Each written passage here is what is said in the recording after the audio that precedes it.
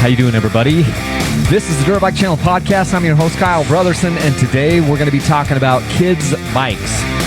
So I get a lot of dads that email me all the time, hit me up on social media, whatever, text me. Most of it is over email and social media saying, hey, I got some questions about bikes. I mean, I even had these questions. I had at least one of these questions today in my email alone. And they're just it kind of runs the gamut of, hey, what bike do you suggest for my kid? What bike do you suggest for my wife? What bike do you suggest for me? But I get a lot of these questions about what bike do you suggest for my kid? My kid is 10, my kid is 12, and it's really, really hard for me to recommend bikes to people. In fact, it's hard for me to recommend bikes to anybody at any level when I haven't met you, when I haven't met the people. And it's really tough for me to recommend bikes for kids because what I've noticed, I've got 4 kids. 3 of them have been riding bikes. My oldest is Kaylee. She's 15. And then I've got Connor, who's 12. He's my son. Then there's Case, my son, who's 10. And then I've got a daughter, Kenzie, and she is 3. And the older kids have all, one of the things that makes it difficult to recommend bikes for kids is how different every kid is.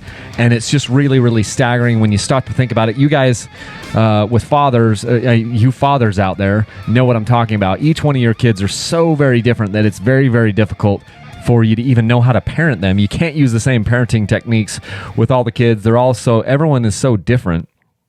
And so it can be very difficult to kind of know how to recommend bikes for people because everyone is doing different things. Some fathers have their sons out there doing motocross. Other fathers have their sons doing, trail riding. Other fathers are just having their kids ride around some wide open field out there. And everyone's got different needs. And every kid has a little bit different personality.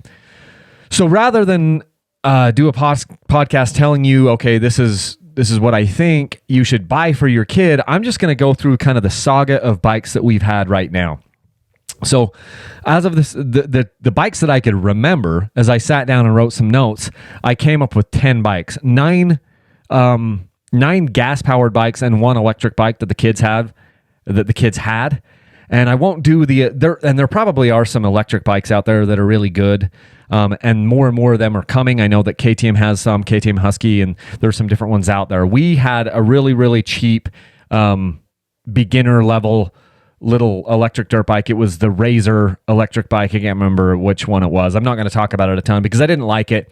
It didn't have enough power. It didn't work well in the sand or the dirt. The battery didn't have enough life, and it took too long to charge. And so the one we had basically didn't work. It was fun for, like a toddler or so. Not a toddler, but just it was some parents have found some value in electric bikes for their kids. I wasn't one of those parents, and maybe I just had the wrong equipment. But the first bike that we really started out with, and that I highly, highly recommend for any of those dads out there, was a Honda CRF 50F. Now, we ended up with 2 of these bikes. We had an older one, and we had a newer one. These bikes haven't changed really any since, 15, 20 years. So if you go out there and you're looking for a Honda CRF 50F, it really doesn't matter if you get a 2020, a 2021, or like a 2008. The bikes are all the same. They change the stickers on them just a little bit, but essentially it's the same bike forever. Has been the same bike forever. And we ended up having 2 of those, and it worked really well. You could also get that same bike, a bike that would be very, very similar in a Yamaha TTR 50. And that would be fine. But we ended up with the Honda CRF 50s. Very, very good bikes. And another thing I want to mention here is I've got some notes that I took down, some bullet points that I'm going to talk about, but I also asked both of my sons to come in here, and I showed them what I had on the bikes, and then I asked them for any other inputs that they had about them. And so I'm going to tell you what some of those inputs are as well. So it's not just what I had to say. I did seek feedback from the boys. So we ended up having 2 of these bikes at the same time. We bought one. It was like a 2008-ish. And then we ended up with, like a 2015 or something, like one that was newer. I bought them both used. And those bikes hold their value really well. So they drop down to a certain amount, and then they kind of hold their valley really well in my area in Utah. And they're really, really great starter bikes for kids. Super great. They don't have a clutch, so the kids can just get on them. It's like a more of a, I don't know what the technical word of that bike of that clutch is. I want to say centripetal, and maybe that is the word. But the kids just hit the gas and go. You've got neutral. Did it have neutral? Yeah, I think it had neutral and then 3 gears, and I think they were all up. And so first gear is pretty slow. And then you shift up to second gear. Second gear was kind of money because the kids could just leave it in second gear. I can't tell you how many times all 3 of my kids would just put the bike in second gear because they could stop.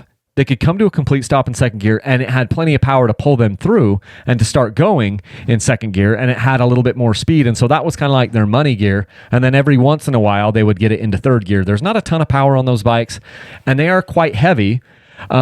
But second gear was really great. They don't have super great brakes. They don't have super great front or rear brake, but it's serviceable. It's totally serviceable. And that was a really, really great bike for the kids. Had plenty of torque for getting up hills, and it gave the boys and my daughter at the time a lot of confidence. Some downsides to those little Honda bikes. Well, first off, the upside is they'll go forever. It's a little air-cooled 4-stroke motor, and it'll go forever. They're quiet and low maintenance and bulletproof. So the nice thing is kids can use them. They can abuse them. You put a little bit of gas in the thing, and it goes forever. If you change your oil once every year, I mean, don't quote me on that, but I know people that have had these bikes for many, many, many years and never changed the oil. They make it almost impossible for you to clean the air filter on that bike, and it almost doesn't even matter. And so that's a really, really bulletproof bike. Downsides are, though, that it's pretty heavy.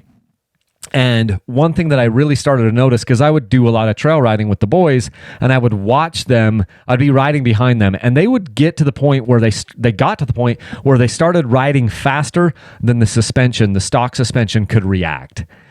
And what would happen is I would be behind them, and I would actually see them crash because of how they would come in, they would be going along, and they'd hit some sort of a rock or a bump, and the suspension couldn't absorb it, and it would swap them out, and boom, they would high side and crash. And I saw them crash several times when I'm riding right behind them, and I'm going, dang, they're out riding this bike. So most, adults like you and I'm not out riding my bikes. Like if I crash, because I swap out or something, I'm not going to sit here and say it's because I'm out riding the bike. It's just my mistake. And okay, so maybe I didn't use the right body position, or maybe I didn't, have the suspension set up exactly how it was supposed to be. But I'm not going to say that I outrode the bike.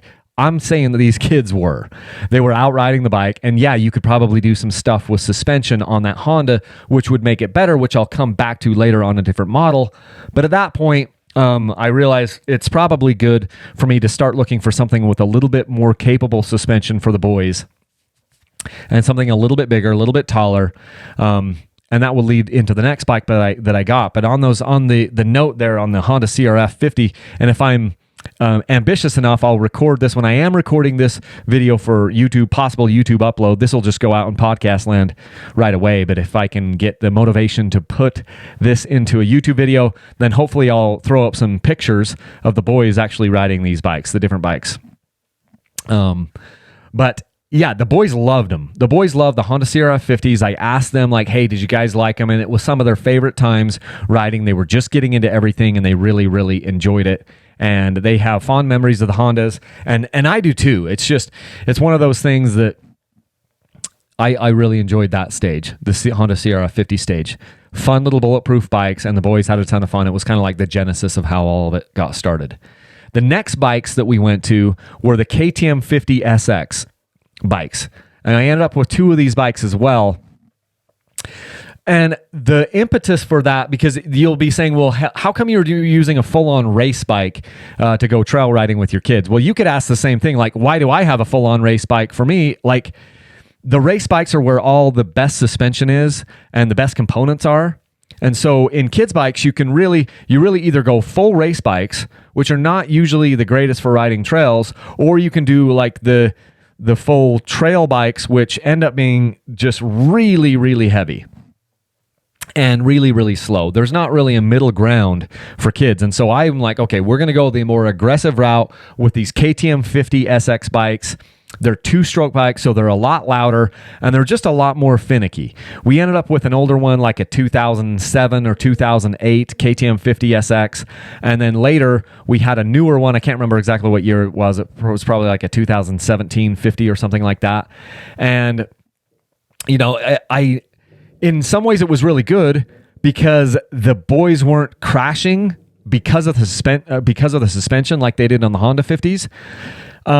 And so they liked that out in the faster stuff, but that little centripetal clutch inside of those little KTM 52 strokes, it's essentially like a mini snowmobile clutch. And yeah, you can adjust that and you can put different springs in them, you can do different things with them, but you're totally tuning that clutch to your son. And these little bikes work great for motocross tracks. The boys even did take them to a couple motocross tracks and they had a ton of fun. But when you're out riding trails, it wasn't great. And the thing that was, because that little centripetal clutch sucks all the power out of that motor. It wastes a lot of the power. And the boys had to learn to ride really, really aggressive. And so in some ways, it kind of set them forward because they were going faster out in the more open terrain, and they were really liking that. On the flip side of that coin was when we were doing trail rides, and if the trail rides were more technical, the bikes were overheating and they were getting really frustrated and really humbled because we would go back. We would, like, say we have some camping area or something out in the desert where they had ridden their 50s there, you know, a couple months before and made it up some hill. And now they've got their brand new awesome, you know, one of them was new, one of them wasn't, but now they've got their new race bikes that look so cool and everything. And now they can't get up that same hill because it doesn't have the low end power. And they can't just go slow. See, with the Honda 50, 54 stroke, you could go, you know, and just putt up the hill. On the KTM 52 stroke, you had to be on the pipe, man. You had to be wrapped out. So they were searching for traction, struggling for traction, washing the rear end out, washing the front end out, and being completely humbled. And it was a frustrating point for them on some of the rides that we went on. And I saw it with both the boys. It seemed like they kind of digressed a little bit with those bikes for the first little bit of time. It wasn't like a total digression the entire time, but it was a digression for a certain period of time. And so it was a tricky thing. Like I said, the boys had to learn to ride aggressive. They had to learn how to ride faster. And so there are some definite things that benefited them, and they eventually overcame that. And I think that they became, you know, better riders in a way because of that. They loved the faster. They loved the way the bikes looked. They loved that it was two-stroke, kind of like Dad's, because Dad had a lot of two-stroke. But it forced them to push faster than they were comfortable in a lot of places. There was good and bad with that. And I, looking back, I probably would skip that. I'm gonna move into what I would skip to in just a second.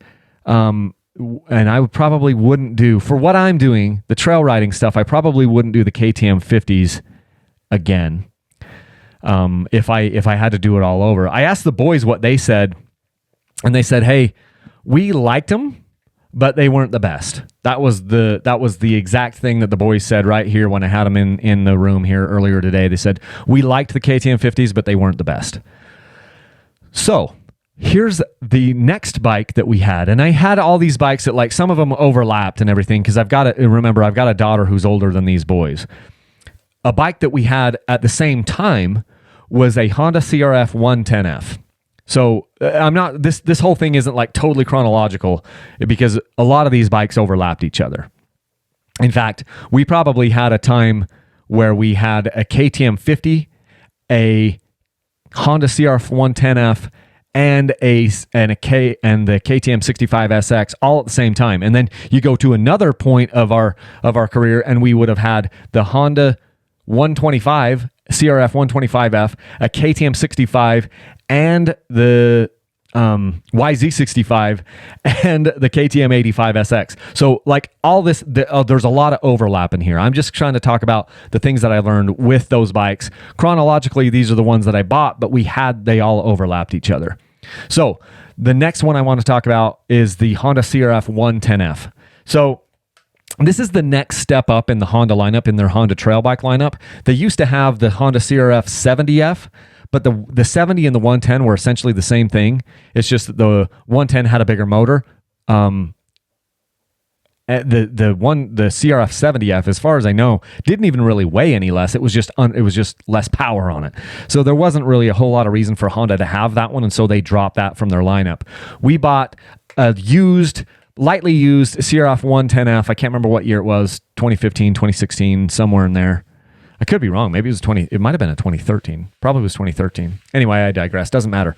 The point is, the CRF 110F was much bigger than the 50s. It was basically like the CRF 50, but just bigger and heavier. More power.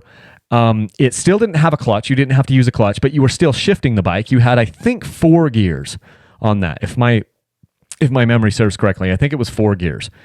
It had really good torque for pulling hills. It was just bigger, had more power, but it suffered from the same things that the Honda suffered from, which is that it was really heavy, and the suspension on that thing sucked.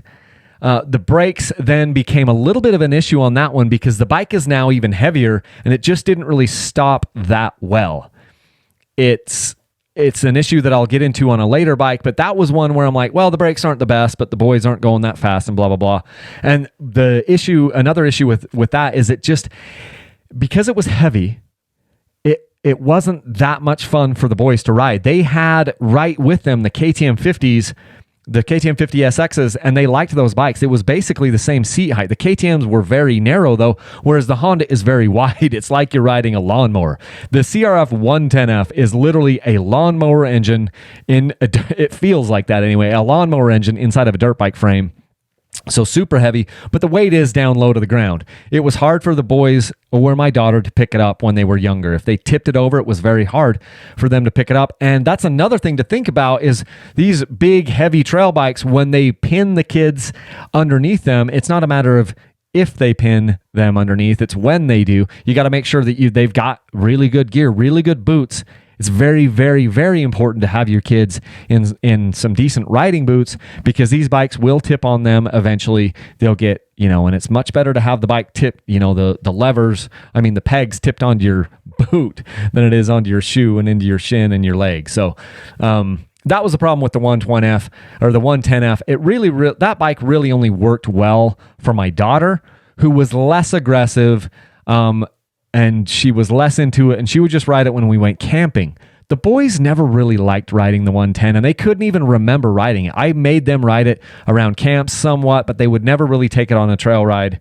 And at that point, I wasn't forcing them to do something that they didn't want because it was all about having fun. It still is all about having fun, but as they've gotten a little bit older, I forced them into doing a couple things for me that they maybe didn't want to do. The 110, I didn't really force them to ride it much, but they didn't have a ton of fun doing it. And if I did this, if I was to do this whole thing again, this is what I would do. I would have gone from the Honda and instead the Honda CRF 50F, and instead of going to the KTM 50 SXs, I would have moved actually up to this Honda CRF 110F, and I would have sent the suspension off and had the suspension reworked. Yes, I know the bike would still be heavy, but I just think looking back, because those bikes, this Honda CRF 110Fs, it's super reliable, air-cooled motor. The major downfall that those Hondas that we had was they were really just, the boys were out riding the suspension. You could do this. You could do a similar thing with a Yamaha TTR 110. And I think if I had to do it over again, I would do that. I would skip the KTM 52 strokes. I would go straight to a Honda or the Yamaha 110, and I would have the suspension upgraded so that it actually worked a lot better, was able to react to the faster terrain and the faster hits, the bigger hits. That's probably what I would do if I was doing this all over again. So I haven't really regretted any of the bikes that we've bought, but if there's one that I liked the very least, it was those KTM 50 SXs for what we were doing. it was so nice, such a breath of fresh air to move to the next bikes that we got, because this is when we finally started to get into what I feel were, quote, real dirt bikes. And that was the next bike in the lineup was the KTM 65 SX. So, and again, this is a full-on motocross race bike, but it is awesome. At this point, it's the first clutch bike that any of the kids have ever had, okay? And Connor, my who's 12 now, I can't even remember exactly how old he was when we got him into this, but he started riding on the 65. I thought for some reason that it was going to take forever for them to learn the clutch. I was prepared that it was going to be such a frustrating experience for him and for me, and I was really, really worried about it. And I just basically started Connor in the backyard on the grass, and I kind of got behind him and showed him how to do it. Like, hey, we're both gonna have our hands on the controls, on the throttle. You can see what I'm doing with the throttle and feel what I'm doing with the throttle and with the clutch. And I kind of just got behind him and showed him 3 or 4 times. And then I'm like, hey, you try it. And the interesting thing about those KTM 65s is they have enough low end torque that if they weren't, as long as they weren't on oil or asphalt, they could pretty much like just bring the bike just a little bit over idle and then boom, dump the clutch, and the bike had enough torque and power to just go off. And they learned so fast how to clutch and how to shift. And that's where I really, really feel like both of my boys really got into their riding careers, and it's been much, much more exciting since we got since that first KTM 65. So Connor, who's the older boy, he and Kaylee, my daughter, has never ridden the KTM 65s or the other race bikes that we have. I'll get into her in just a minute. But it wasn't as hard for them to learn the clutch as I thought it was going to be. And so that was really, really fun. And then they have to start thinking about downshifting, upshifting, feathering a little bit of clutch to get some power and those types of things and coming to a stop. And it's been really rewarding. And, it was fun to see them on a miniature version of the same thing that I'm riding. And you got to see, some of the gears started to click in their head where it's like, oh, this is what Dad's doing. And they would get so much confidence now. And it wasn't easy. Like, none of this has been really easy. There have been tears and there have been crying and there's been pain all along the entire way, and you pick them up, you dust them off, and you encourage them and you keep going. With that KTM 65 SX, and we still run it. We did a top end on it this summer-ish. The bike now has 100 hours on it. Both boys have ridden it at various times. They have crazy good brakes. They have crazy good suspension. It's a hydraulic clutch. It's a really, really fun bike to ride. And I think that these 65s, I swear they have twice the power of the KTM 50 SX, because that KTM 50 had that centripetal clutch that was just sucked all the power. And these 65s, it'll wheelie with me on it. It'll tear me up a lot of hills if I can get a head of steam on it and get the bike in, on the pipe. It's so much more capable than the KTM 50 SXs. It's just, they're awesome. The little 65s are awesome. We're still running one right now. So much more capable. And suddenly they could do more of the technical stuff and they could go faster than before. And this was a big breakthrough because on the KTM 50 SX, it was really hard for them to do the technical stuff. They move up to the KTM 65 and it became easier to do the technical stuff because it had more power, more torque. They didn't have to go as fast. They could lug it a little bit through some of these things, especially, with their smaller bodies, and they could actually do it. And so that was really, really cool. And it still continued to be cool. The KTM, because we also got a YZ65, which I'll talk about next. The KTM was it had more luggability factor, better bottom end. And both of my boys learned more stuff on that KTM 65 than I feel like they had learned on the other bikes. And they learned things on that bike that'll translate to their riding throughout the entire rest of their riding career. So that's a really, really cool thing. Again, the KTM has more low end than the YZ65. And I didn't know that at the time. In fact, when we did the review of the two bikes, the KTM 65 and the Yamaha 65, I didn't know even as much as I know now, not nearly as much about how much of a discrepancy there is between the low end of the KTM and the low end of the Yamaha.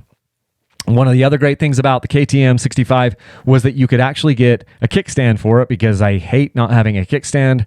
And we were able to get a Fastway kickstand for the KTM. We could never find that for the Yamaha. The KTM is shorter and narrower than the Yamaha.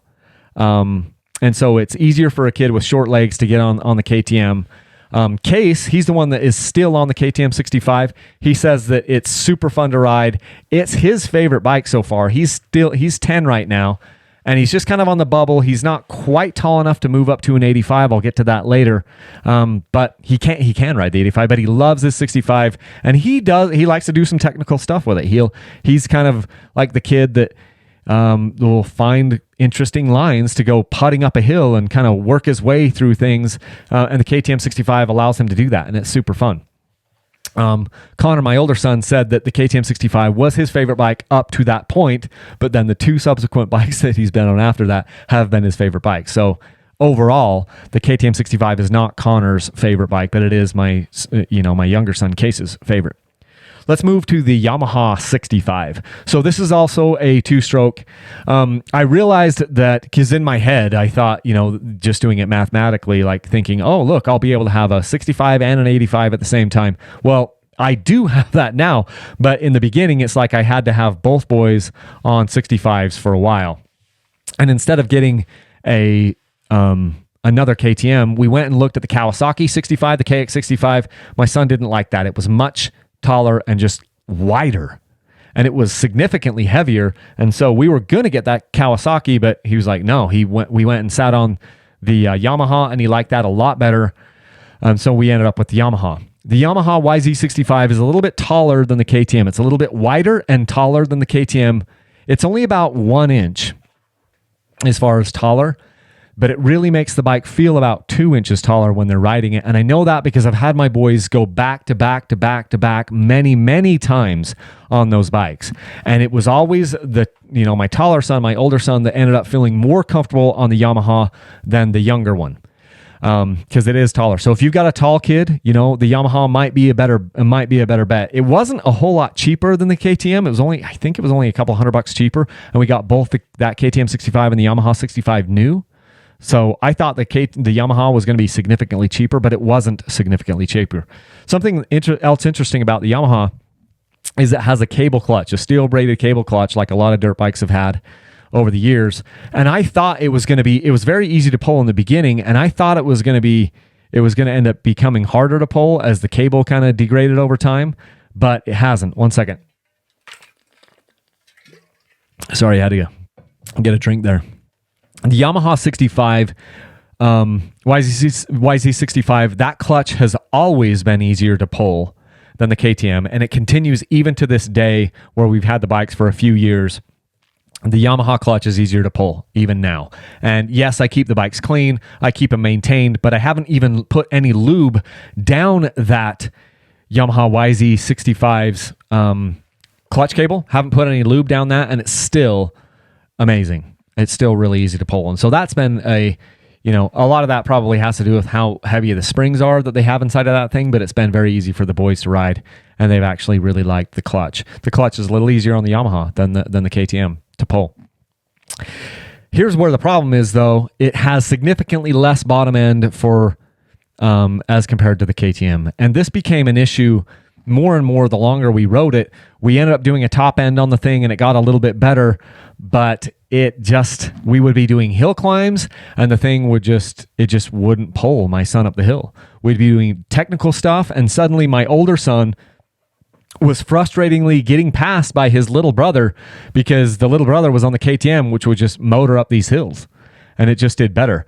The Yamaha only has a single radiator, and I think that contributes partly to one of the reasons why it heats up faster. Like the Yamaha was not always, but it was often overheating on us when we were doing technical riding and stuff like that. We had to just baby that bike a little bit more. And there were times that it really, really kind of got into my son's head because suddenly his little brother looked like he was better than him. And so much of that had to do with the bike over this year that we've had it. And so I loved the bike because it was easier to work on. There was more room inside the Yamaha. And so like when we put Electron carburetors on both bikes, on the KTM and the Yamaha, because I was tired of like having to try to tune with jetting as we were going from the desert to the mountains, and we fouled a couple plugs and stuff. And so I put Electron carburetors on both bikes at the same time, and it was actually significantly easier to get the Electron on the Yamaha than it was on the KTM. I had to tune both of them. And I found out that electrons, I was only putting electrons on the big bikes, and I felt like they were bang on basically all the time. But on the little bikes, I've now put electrons on 3 different, quote, little bikes, and I've had to tune every one of them, significantly. But once you get them kind of dialed in, then they work pretty well. So I really liked the Yamaha for how easy it was to work on, because it was more open. But my son... Oh, and the other thing I loved about it is I loved the way the Yamaha sounded. Like, it sounded awesome. It sounds awesome on the pipe. But because of the limitations on the low end, if I was doing it all over again, I probably would skip the Yamaha, unfortunately, just because of the way that we ride and the trails that we go on. It just has kind of been a hindrance. And I've noticed a couple of times where it really kind of, my older son was bummed out because he wasn't on as capable of a bike in some of these situations. If you're just ripping out through the desert, or maybe even on some motocross track, maybe it wouldn't matter. But I kind of feel like it probably would matter with that less of low end. However, all of those things set aside, I asked Connor if he still because over time he started to tell me that he liked the Yamaha 65 better than the KTM 65. And I asked him if that was still the case today. And he said, yeah. Notwithstanding the fact that he had the worst low end, softer low end on the bike, he still said that it was his favorite bike, and he ended up liking it overall better than the KTM. I asked Case, who mostly spends his time on the KTM, I asked him, if what he didn't like about it, and he just kind of parroted what I'd said. He said he didn't like how it was harder for him to go slow on the bike. And so anyway, the boys are split right there. One of them liked the KTM, one of them liked the Yamaha. Let's move into the next bike that I bought, I still have the KTM 65, the Yamaha 65, and the Honda. And the next bike down on the list, I have 4 kids' bikes right now. I need to get rid of one of them. But we ended up getting the Honda CRF 125F. I bought 125F. So it's kind of cool because I had the Honda 50, the Honda 110, and now the Honda 125 in the F models. So I've had all those, and I still have the 125. We bought I believe it's the 2019 edition, which is the first year they went to EFI on that bike. Before that, it was a carbureted bike. I've loved that little bike. It's been great because I didn't have to spend time jetting it. It's kind of a breath of fresh air because on every other bike that I've ever had to buy, I've had to spend time setting it up and tuning it. Even if it's just, the bikes that I've got out in the shop for me to ride, I end up setting those bikes up significantly, putting tires on them, putting tubeless on them. Maybe it's handguards, maybe it's different protection parts. I have a whole string of things that I go through on a lot of my bikes. But on this Honda, I knew we weren't going to be doing anything crazy with it. It was just going to be a bike that we would ride around camp, maybe a little bit around the neighborhood. My daughter primarily would be the one that would ride it. I bought it for her, took her down and bought her a new bike because the boys had all these different bikes. I'm like, hey, honey, I love you. I want you to be able to do this. So we go down there and we get this 2019 Honda CRF 125F. It's a great bike for my daughter. It does have a clutch. It's also a great bike for my wife. And so this is where my daughter had to start learning how to use a clutch. It's a traditional steel braided clutch cable. One problem with that is basically the clutch, all the engagement is out at the end of the lever. And it makes it hard for my daughter to be able to kind of do it because she's letting out the clutch slowly. And then she gets kind of the end of where her fingers don't go anymore. And that's where the bike wants to engage. That's where the clutch engages and disengages, is out there at the end of the pole. I could probably adjust that out. But that's been a little bit of a frustration for my daughter. But it does have quite a bit of torque. I think it's only a 4-speed. It's not super fast. But, for my wife and my daughter putting around camp and stuff like that, it's actually a pretty good deal. It's pretty heavy for what it is.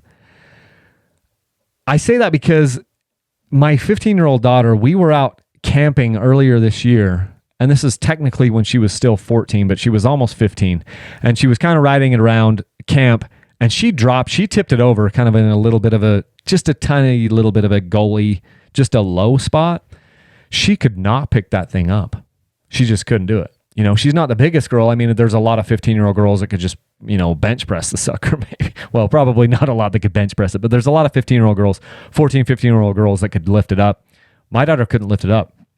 But then her much more experienced and like, you know, tank of her little brother, her 10-year-old brother, ran down there, picked the bike up, started it, and brought it back. But I share that story with you because it is really heavy. The 125F, CRF 125 is very heavy. I don't have the specs right in front of me, but it's a heavy bike for kids to pick up. I wrote down that it's a clutch bike with 4 speeds. I have that. It's pretty slow to accelerate. It's not going to rip your arms off at all. It's not a fast bike. And I don't mind that part as much. I've ridden it in a significant amount in various situations because it's big enough that you can, as a full-grown man, you can actually sit on a fun pit bike. You know, it's a fun bike to take. In fact, I use the bike mostly to like drive around the neighborhood with my young little two-year-old or 3-year-old. We get on, she calls it the red bike. We go get out on the red bike and we'll go tool around the neighborhood and especially in the summer, in the warm summer nights, we would go around and do that. I don't mind the fact that it has, you know, trail suspension. I don't mind the fact that it has, you know, not much get up and go. It does have some good torque. Like it'll pull me up a lot of hills. Here's the problem. The brakes absolutely suck. It's got drum brakes in the back. It is a disc brake in the front, but they are not good. They're the worst brakes that I've had on any of the bikes that I've personally purchased, because now you're getting into a bike that actually weighs, you know, a significant amount, and then you're going along anywhere from 10 to 40, 35, 40 miles an hour, and now the thing won't stop. It's like you're grabbing it. I'm used to being able to use one finger and basically go into a stoppie or lock the front wheel, back wheel up at any moment on all of these other bikes. At least the bigger ones and the race bikes that my sons have had. But this KTM, this Honda CRF 125F, it's crappy brakes. Like I have to use 3 fingers on that front brake to get it to really do anything. Obviously, it's just not what Honda really was worried about. You know, they didn't put a great working brake, front or rear, on that bike, and it's probably the worst part about it. As far as suspension goes, it is the best suspended Honda that I've had so far. Yes, it's still a trail suspension. No, it's not for going fast, hitting whoops, hitting jumps, or anything like that. But I do think it's the best suspension on the Honda trail bikes that we've had thus far. Both of the boys can ride it around camp, but they don't like riding on the trails. And I have forced them to do that. So I've forced the boys to flip-flop a bunch on the 265s that we've had, that we still have. I've forced them to like, hey, you guys are going to swap and do some testing for me. I've forced them to do that. I've also forced them to ride the the Honda CRF 125F, and they don't like it. We've made them ride out on trail rides, and man, they hate that because then one of them is on a ripping 2-stroke, and the other one is on this heavy, slow 4-stroke, and they just don't like it. Some of the things that they said when I asked them is they said it felt big, it felt slow, it felt heavy to them. Connor said he just didn't feel confident when riding the bike, and he said it seemed like the tires would just slide off the trail. Now, they are the stock tires that I got on that Honda, so yeah, you could change the tires on that and maybe put more of a knobby tire on there, and it might be better, but neither one of them liked it. Neither one of them liked riding that bike. They prefer riding any of the other bikes that we've got. I will hang on to that bike, though, for a long time. The Honda 125F is a bike that I'll hang on to for a long time, maybe longer than any of the other ones, because simply there's no reason for me to upgrade it because Honda's not changing that bike from year to year, and it's a low-maintenance bike that my wife can ride, my daughter can ride, and they can have it for years to come. I don't have to worry about jetting. The things are bulletproof, and so I'll probably have that bike for a longer period of time than just about anything else here, probably over the long haul. And now moving into the last bike in the list that we have currently. So even currently right now, we've got the KTM 65, the Yamaha 65, the Honda CRF 125F, and the KTM 85 SX. I'm going to be looking to move the Yamaha YZ65 here soon. If you guys are listening to this and you live in Utah, I haven't even posted the bike up yet, but I will be selling that bike here soon. So if you're interested in that, contact me. It's Kyle at dirtbikechannel.com. Anyway, this KTM 85 SX. I was really, really nervous about moving up to this because I know that the bikes were a little bit, quite a bit taller, and they make two versions of the KTM 85. They make the big wheel and the small wheel. The small wheel version is the one that I bought. It has a 17-inch front wheel and a 14-inch rear wheel. The large version, the big wheel version, is a 19 up front and a 17 in the rear, I believe. And those are the only differences between those bikes is the wheel sets that come on them. So that's kind of the nice thing is we bought the small wheel version of the bike, and I'll probably end up with two of these bikes based on what I'm seeing right now. I mean, I could do the YZ85, but the little bit I know about them and kind of I just feel like I'd rather put the boys on these KTMs right now from what I can see, but maybe we'll have we'll get a KX100 down the road too, or possibly even a YZ85 down the road. But these, the cool thing about these, as a dad, I'm really starting to see also the benefit in just having to stock one part. So this entire time when I've had the KTM and the Yamaha, I've had to have two different spark plugs. I've had to have different style levers for if we break levers and just all these different things. I'm working with so many different things right now. It's nice to be able to narrow it down. And so I think I'm actually just going to have two of the KTM 85s once I can get my younger son up to that. And maybe probably one of them will be the small wheel version and one of them will then be the big wheel version. And we can swap them out just by changing our wheel sets. So that'll be really, really nice. This is the first really, really, really real dirt bike that I've had my kids on. And it's super fun even for me to ride. It's big enough that I can really ride it. I was tuning because I decided to put Electron on the bike. And I needed to tune the bike because as soon as I threw the Electron on the bike, it wasn't, and that was tight too. The Electron's super tight, even like on the KTM 85. It's tight in a different place.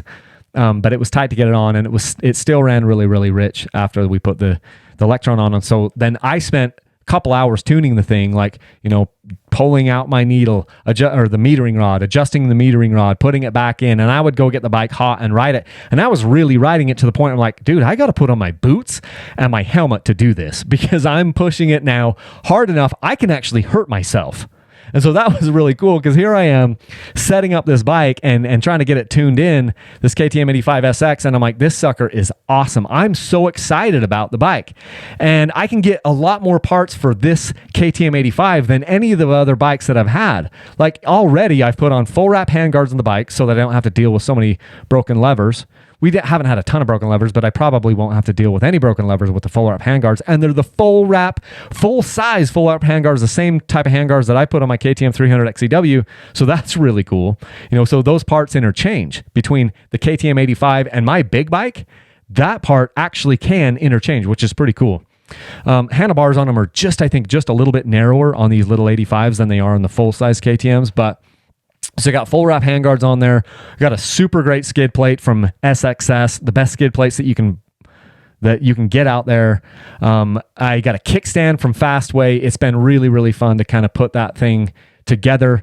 I've put more work into setting that bike up than any of the other kids' bikes that I've ever done because, hey, I'm looking at this thing and I'm like, I got to set the sag for this bike. Look at this thing. I got to get some sag because my son doesn't quite weigh enough. I probably don't have the right spring. I probably should go because I've got the sag set about correctly, but we don't. Anyway, the point is I've got race sag about where it needs to be, but I don't have static sag where it needs to be. So I think I need a different spring, but I've been doing some setup on that bike and it's been really, really fun. And it's really cool to kind of just see them progress. And now, Connor, who's 12, I didn't know if he was going to want to ride this bike very much because it was going to be taller. But by the time we got the small wheel version of it and we got the sag set down, then he's comfortable enough to go ride it. And after the first ride, I said, hey, are you ready for me to sell the YZ65? And he said, I think so. And then after the second ride, he's like, absolutely. You can totally sell the Yamaha YZ85. I'm not going to ride that again. And it's been giving him a lot of confidence. Crazy good brakes on that bike, crazy good suspension. And Connor, my 12-year-old, he's always careful and he's always timid when he's got a new bike. And he's been on all the bikes. He has ridden every single bike that I've talked about on this list. He's put the most time on them. And he's very, very timid when he's, getting used to a bike. And although the height of this 85 SX was a little bit intimidating to him at first, I've seen him gain a ton of confidence on the bike already. And he's got, what is it? 6.5-ish, maybe 7, probably 7, maybe in a little bit more than 7 hours because we went for a ride just maybe yesterday. And the bigger wheels and the bigger frame means the bike stays more settled. Like, I'll tell you a story about, just quickly, I was following my son yesterday, on this 85. We're going back home, and I'm just right on his tail, kind of on this little single track trail going out through the sagebrush. And I watched he skirted around a rock with his front wheel, but his back wheel went boom and bounced over that rock, and it kicked the bike out to the side a little bit. And it was so fun to watch the bike just recover because it's so capable with the suspension, and it's just a bigger bike, more energy, bigger tires, and it just like boom, just came right back in line, just like happens with our bikes. And that was really, really fun to see. And I even talked to him through the headset, and I'm like, hey, did you feel that? Did you feel the bike kick out to the side? And then because of your body position and because of the capability of the biking, the capability of you were able to ride right through that. That was really cool. Good job. And that was, the bigger the bikes get, the more I get to see those things happening. In the open terrain, Connor now is faster than ever, for sure. And that's awesome. In the slower terrain, he's kind of on par, just trying to maintain that. So he hasn't gained yet in the technical terrain, but he's certainly gained more in the faster terrain. There was another thing. Last week, we went out to a jump. We were kind of at the end of a trail ride that we did out in the desert, and there was this jump. It's like this big step-up jump, and it was actually quite big. It was intimidating to hit it the first couple of times. The only reason it wasn't intimidating is it's a step-up, so you don't have a gap to do. And 6 months before, when he was there on his YZ65, he didn't even dare hit the jump. On this KTM 85 with the bigger wheels, he started hitting it and landing on the uphill and then landing on the uphill. 20 minutes later, the kid is clearing it. I was so impressed with him. I posted some of those a video of it on Instagram, and it was the point was, he was jumping and he was landing on the uphill and he was getting his front wheel over it, but not the back wheel, 3-4 feet away. And I said, I'm like, Connor, I'll tell you this. I know the bike can do it. The bike you're riding can do that. And he's like, yeah, I know the bike could do it. I'm just not sure I could. And then next thing I know, he starts clearing the thing. And so it was awesome. It was super fun. And he was beaming. He was just absolutely beaming, and he was so happy. And it made me kind of happy as a dad to kind of see that. So at this point, Connor says that it is his favorite bike of all time. He just loves that KTM 85 so far. And I said, so what do you like about it? And he said, well, I like the extra power, Dad. And he said he likes the size because he's not cramped. He doesn't feel like he's kind of like cramped in on that bike. And he loves how it can jump. He said that specifically. He loves how it can jump. Case, my 10-year-old, has only ridden it once for maybe 10 minutes. And he said he liked it. He was excited about that. But it's a little bit too tall for him right now. And so he doesn't want to ride it a ton. But he did say that he liked the power of the bike. So those boys are my riding buddies for the next however many decades, and it's fun to watch them ride. And those are the bikes that we've had. So that was the Saga. Started out with we had an little electric razor bike, didn't like that. Ended up with a couple CRF 50Fs. We had 2 KTM 65 SXs. Those were my least favorite bikes. We ended up with a Honda CRF 110F, a KTM 65 SX, a Yamaha YZ65, a Honda CRF 125F, and now finally we've got the KTM 85 SX. Those are the bikes that we've got and that we've had, and it's been fun. It's been a saga, man, going through it. Lots of work, but it's rewarding. It's just like anything else in life. Hey, if you guys want to support Dirt Bike Channel, one of the best ways to do that is to use my links to Rocky Mountain ATV or Motorsport or Amazon. You can find those links up in the upper right-hand corner of my website. You go to dirtbikechannel.com. Up in the upper right-hand corner, you'll see that links section up there. You can also get in with my Dirt Bike Channel sweepstakes right now. If you're listening to this video or this podcast or watching it on YouTube before December 15th of this year, you can go to my website, dirtbikechannel.com, and you can get entered to win one of the 3 different dirt bikes that I'm giving away. I've got hats, I've got shirts, I've got hoodies, I've got gear. I have a bunch of different stuff. I've got hopefully some tie downs still, and I've got different parts that you can put on your bikes. So go over there and get entered to win those 3 bikes by picking yourself up some gear that way. Okay, if you have any questions, you can hit me up, Kyle at dirtbikechannel.com. That's the best way to get a hold of me on email. And until next time, leave a single track. Thanks, everybody.